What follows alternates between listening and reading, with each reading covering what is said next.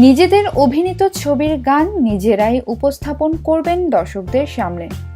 চলচ্চিত্রের গান নিয়ে আমার ছবি আমার গান অনুষ্ঠানের সেই 3 পর্ব উপস্থাপনা করবেন 3 জন নায়িকা। তারা হলেন বিদ্যা সিনহা মিম, মাহিয়া মাহি ও নুসরাত ফারিয়া। এবার এই 3 নায়িকা হচ্ছেন ঈদ উল ফিতরের অনুষ্ঠানের উপস্থাপিকা।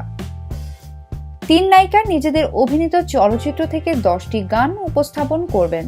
প্রতিটি গান দেখানোর আগে গানটির শুটিংয়ের অভিজ্ঞতা দর্শকদের জানাবেন তারা।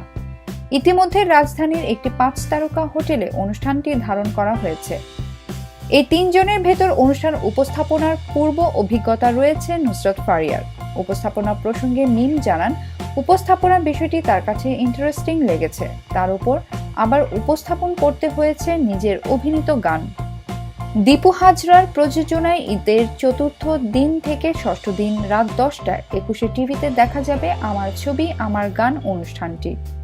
বিনোদন জগতের নিত্য নতুন খবরাখবর জানতে রিপোর্টার জরিনা চ্যানেলটি সাবস্ক্রাইব করুন। লাইক, কমেন্ট এবং শেয়ার দিতে ভুলবেন না।